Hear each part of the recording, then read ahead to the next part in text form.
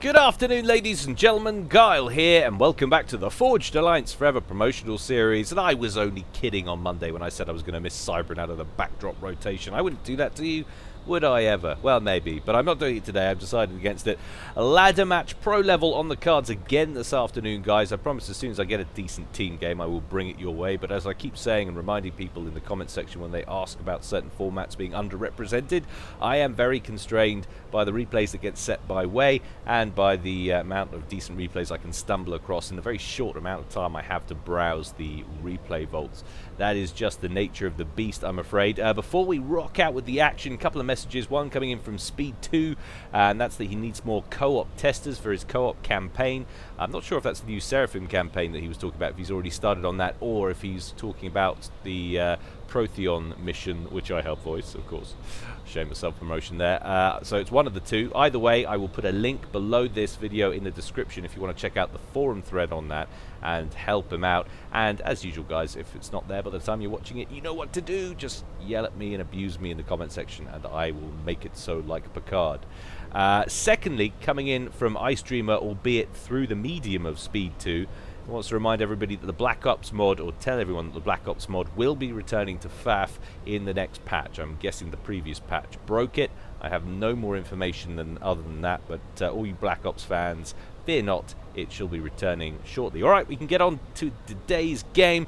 It's going to be a ladder match, as we said, and it's going to go down on pizza. So let's go on over to the game zone, see how these guys are going to get on. And those of you who weren't aware of what I was talking about when I said pizza, now you are thoroughly aware.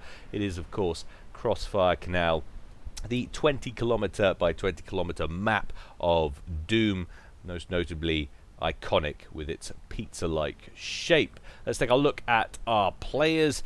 Down here at the bottom left in the blue corner, it's none other than my good friend Zock. He's going Aeon for once in his life. Actually, he's probably going random for all I know. He might be thinking, well, Aeon would be a good choice if they knew they were doing this, but of course they're not, because it's ladder, so this will be one of many maps available in the pool. But anyway, Aeon going to help him out potentially a little bit here when it comes to floaty, naughty, and he's opening first land, going second air, and his opponent up here at the top right, it is, of course, ZLO in his very customary Cybran, opening first land, going second air. So it is a Cybran mirror matchup, a Germany-Russian matchup. It is almost like 1941 all over again. So ultimately, that should mean things are going to work out badly for Zock in the end. But who knows? Anything can happen in SupCom, especially when Zock is rated 200 points above ZLO, and ZLO's had a bit of a bad run of it recently on Guilecast. I don't really know what's going on. He's obviously not losing consistently, otherwise he wouldn't still be at 2100. He would be way down the list on that ladder rating, but I don't know, something about the way things are working out, very unfortunate. All the castable games that he's featuring in, it seems to be working out not in his favor. But believe me, ZLO is still a force to be reckoned with, and he's going to go third air there while he's busy picking up those other T1 P-gens. Now, who's going to be the first to go for a transport? We've already got a scout plane out there from Zock. We can see there's a chariot underway there, under construction from Zock. That completes build capacity, immediately marshalling to board that puppy. How are we looking up here? We've also got a skyhook that's loading up now. That's going to make its way over to the slice immediately to ZLO's left out west. And not looking like it's going to go straight over the top. He's probably going to drop one NG off towards the hydro and bring the rest to the core mass up there at the top. No, I'm talking absolute garbage. That is just what I would have liked to do. And Zock instead going to go straight for the central top plateau there on that slice to his northwesterly position. T1 bomber out now for Zock as well. Scout plane recognizing the drop there from ZLO has illuminated the threat. That bomber going to go straight in, and if those NGs don't get a move on ASAP, it's going to be a horrible casualty. They're going to go boarding the skyhook that eats the bomb, but leads the target a little bit too much, hits kind of the cockpit there of the transport, and protects all of those NGs, which make it safely on board. Although, having said that, there are 3 on there. So maybe one of the NGs died. Yes, there's another one over there, but I'm pretty sure that's just been produced out of that factory. So I think the ZLO might have lost one NG there. But either way, it's not going to make any great difference to the game. The bomber got shot down immediately after it. Another Inti coming in to kill the Skyhook, but that gets shot down as well. Zock absolutely determined to finish off this poor transport. Another bomber coming in, going after that NG. That gets shot down without getting the kill. Things not going brilliantly for Zock. ZLO really on the money here with his reaction times, but could be about to finally lose the Skyhook. There it goes. Zock absolutely determined. Not going to make a great deal of difference in the grand scheme of things, but sometimes it's just the principle of the thing. Another Skyhook out in the east trying to invade the bottom right hand slice that Zock has already set up shop in. In fact, he's already headed over there with his ACU on the ground there, building up with some T1 P-Gens and a land factory ready to go. One engineer on his Todd trundling across the canal there and looking to harvest the larger dollops of mass on the beach. But it looks like this is proceeding in relatively conventional form here. Both players with 3 slices apiece. ZLO with the more considerable T1 Air Force in the early game, coming across over to Zock's side of the map there and hoovering up lone stranded T1 Intis. And now they're coming straight over to the main base, looking for any other easy pickings that are going to be loitering there, and that should go reasonably well for ZLO. Picks up another 4 interceptor kills, so Zock a little bit under pressure here. You can see in score represented mainly by the killed units. ZLO doing just that little bit better, 2,000 extra points in that. Eco-wise, there's not a great deal between the two. In fact, it looks like Zock might even be slightly ahead, but not by much. It's still very early days indeed. We've got a naval yard online there from ZLO. That's starting to produce Trident class frigates. We've also got another one down here from Zock, 2 more on the way as well, and that's also working on frigates as well. Zock has been gradually sending ground units, those hover tanks, those Auroras across the map from various locations set on his main slice there, and of course the other one up here, this natural expansion if we were watching StarCraft. And those Auroras now pushing east from the main slice while he tries to make a push for the northwesterly position as well. That could be difficult. We've now got the land factory HQ for ZLO stationed on that slice. That's already producing rhinos as well, so very unlikely any traction is going to be gained there for Zock. Another naval yard on this side of things as well for ZLO. All the Z's out today, or the Z's as Americans should learn to say it.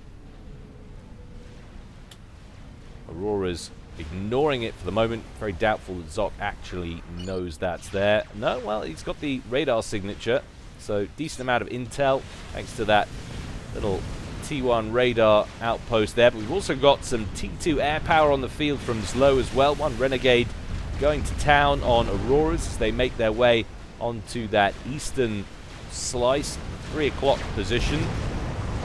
Auroras finally getting the better of that lone frigate in the canal there, but there's now just too many ground units massing on this slice for Zock to pressure it with what he's got at the moment.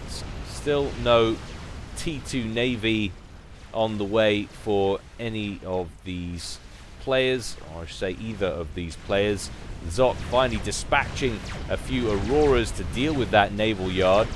Mustn't forget that NG as well. And it's actually out of range, and out of range of the radar outpost, so theoretically ZLO could just immediately rebuild that once those Auroras move on. T2 Renegade there gunned down by some interceptors waiting off the northern edge of that slice. Yeah, we're starting to see some Wagners on the field as well. They're trickling down from the 3 o'clock position. And one of them even making it onto the central plateau on the top of that southeasterly slice there. And Zock countering with blazes. And if he manages to secure that beach, should be able to push back with those blazes in good time. Another Renegade shot down in the middle. Zock now with a formidable T1 air presence and a little T2 drop there from ZLO. Lands 3 Wagners onto the 9 o'clock position, and they are pushing on to the top of the plateau. There are a bunch of factories here, but none of them are producing anything, so ZLO could affect some damage here, albeit for the Spectres that are brought in. And I think one single solitary mass point might be the only casualty of that little drop. Well, no, there's another T1 there that was upgrading. Oh no, good snag, saves it on 250. I was certain that was going to go down as well. As we go back to the wider battle, drops coming in all over the place from ZLO now. Got Wagners coming in on different slices. We've got 1, 2, 3, 4 drops happening simultaneously. And now they're going after key locations such as T2 P-Gens and T2 land HQs. Another one coming in right around the top. Let's see where that's heading. Well, still nowhere of any consequence, just trying to come in around the back of Zock's main base there. Of course, as good as these drops are, Zock with pretty heavy air presence, able to bring them in and dispatch them. But Zock has lost 2 T2 power generators there, and that's left him with not a lot to play with in the power stakes. Meanwhile, blazes produced earlier that we saw rolling out of those factories are now counter-pushing. They're going to pick off a Mex and a T2 factory there, and just as expected, that NG is still there with just one Aurora camped out nearby, no doubt lying in wait for a potential rebuild. But another little push over on the 9 o'clock position, takes down a factory and a whole bunch of T1 P-Gens as well. Can't believe it. Not actually not producing anything out of these, not really making any concerted effort to hold it.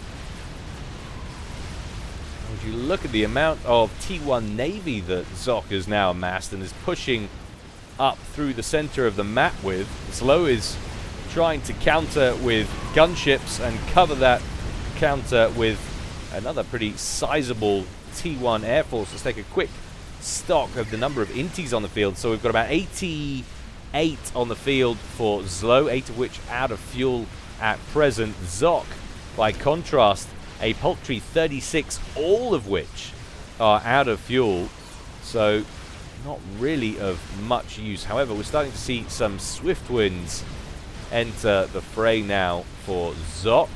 Yet more drops coming out from ZLO. This seems to be mainly T1 base, although we've got a couple of T2s on there as well. I think he's mixing Wagners with Medusas here for a little extra punching power. And of course the added bonus that the Medusas have the EMPs on board in those artillery shells. And he makes landfall going straight after the T2 P-Gens. One of them down. Spectres on their case, but another Dragonfly lands with another 8 Medusas. They really need a command to be issued. There it goes, and Zock will lose all 3 of these T2 P-Gens. Really nice work from ZLO here, and that's got to hurt his power. Indeed it has. Would you look at that? Jumping between minus 500 and minus 900 net at current usage.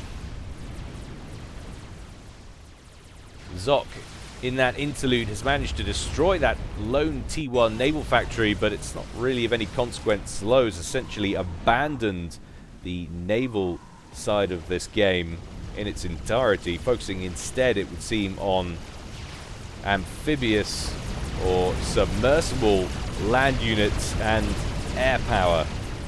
And a combination of that with drops as well.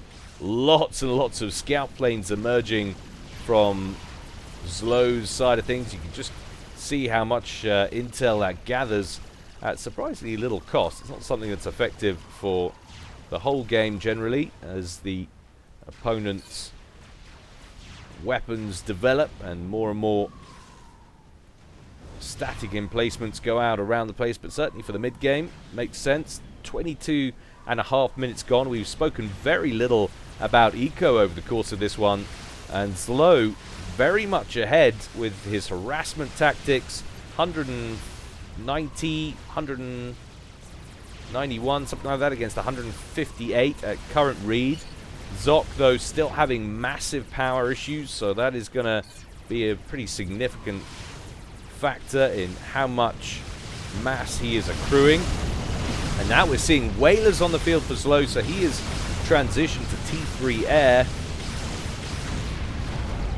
And those whalers dealing nicely with a handful of T2 units there from Zock, who are making an assault on that 3 o'clock position.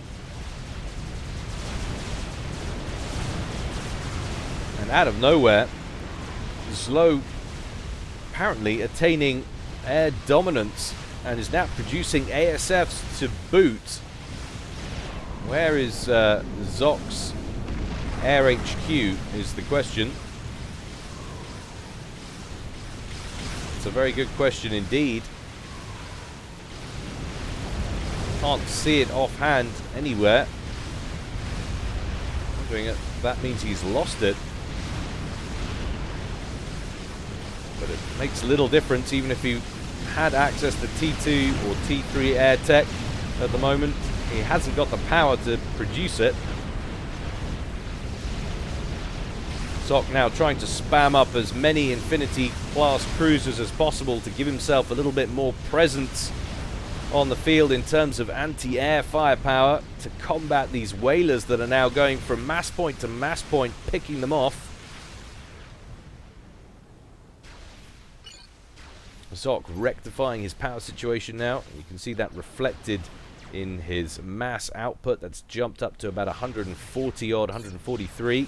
ZLO still in the 170s though, so he is ahead by a comfortable margin. Fascinating game, this one, as it develops. Both players adopting very different strategies, going after different things,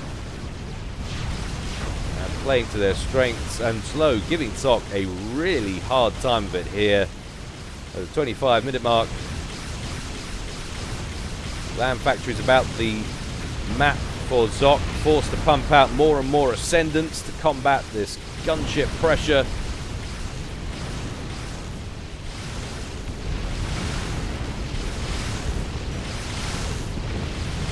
Zock going for the resource upgrade on his commander. Take a look at what ZLO's got running on his ZLO already has RAS on his comm.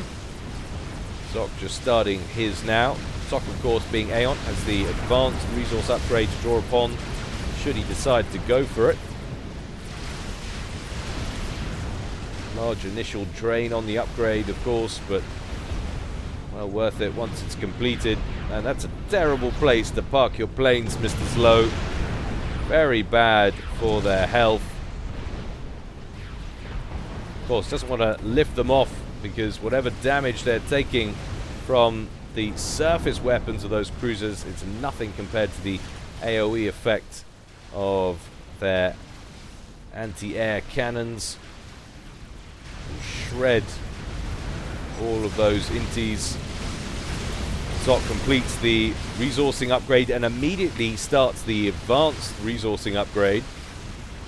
Still well behind though on Eco. In fact, he's losing mass, and that'll be due in no small part, I imagine, to the whaler tactics that ZLO has been employing on different parts of the map. You can see lots and lots of redundant mass extractors here, or open mass points that will need to be reclaimed if Zock wants to stay in this one. ZLO now consolidating his lead here and roaming from structure to structure with large groups of whalers. That's a lot of mobile mass we've got there, but Zock coming in now with his own ASFs in small number, trying to deplete these gunships as and when he can. ZLO coming in to escort them though, taking a little bit of extra flak, but shooting down what air superiority fighter Zock has on the field. So there is the air HQ.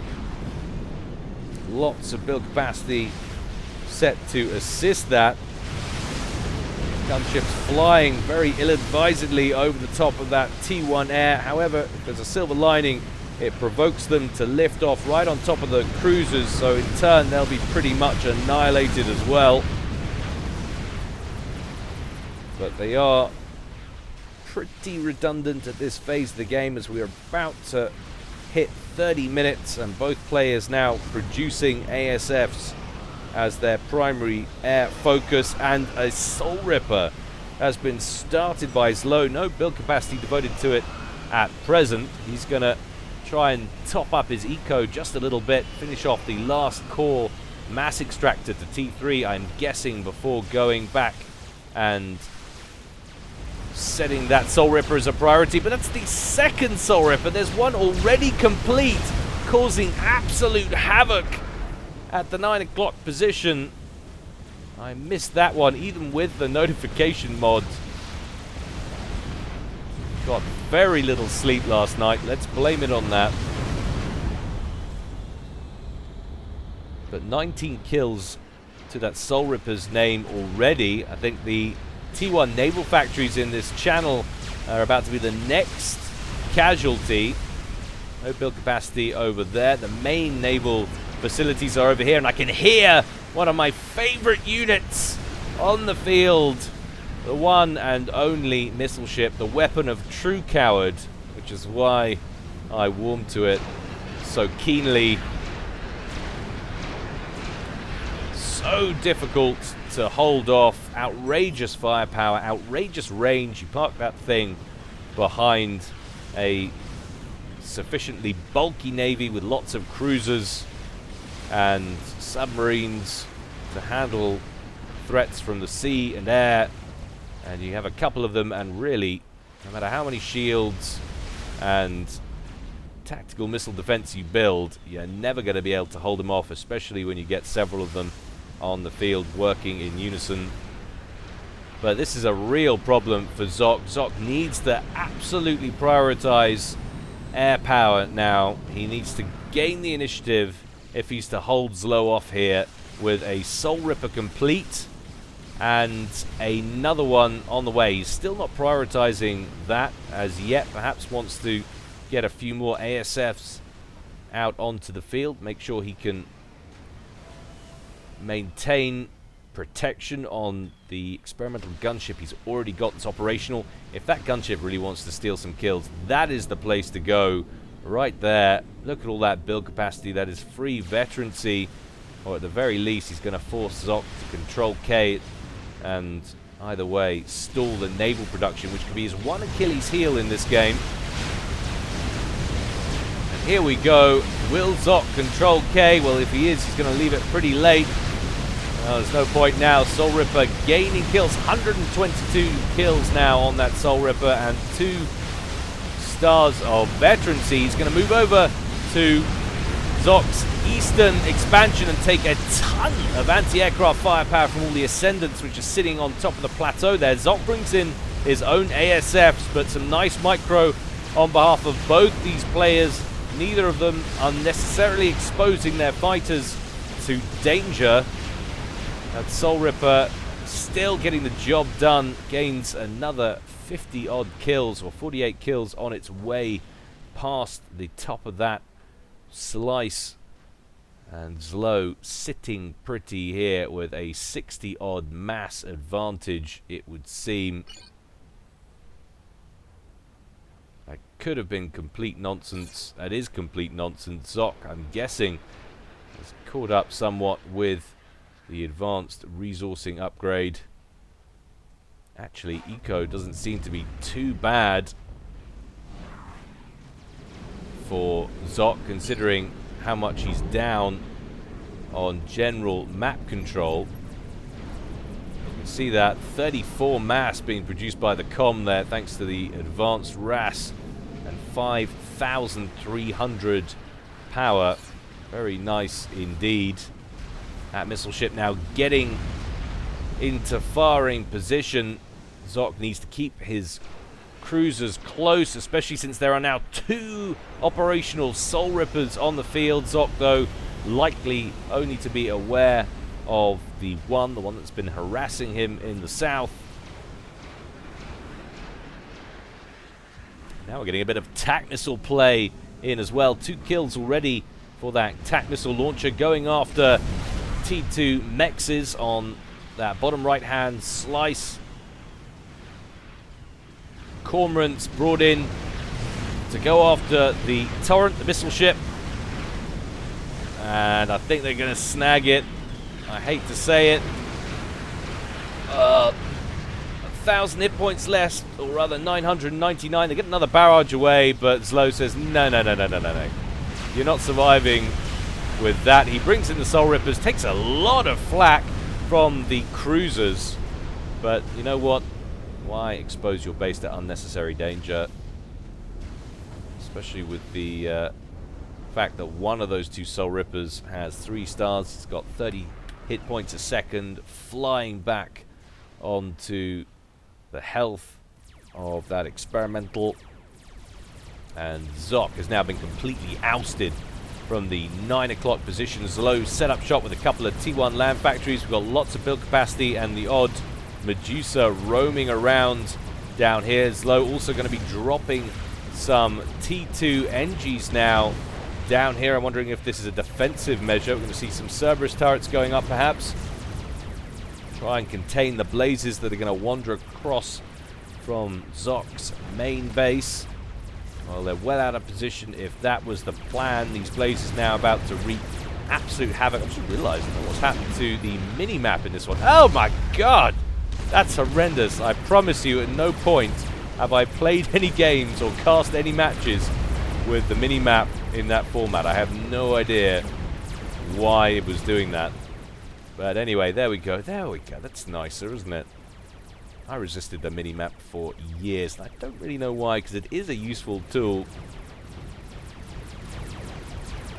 No reason these days to do without it with the large screens that most of us have.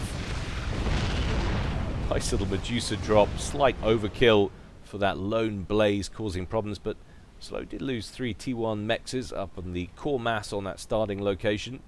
3 Soul Rippers! Are you freaking kidding me? I am losing all of the notifications. They're just passing me by.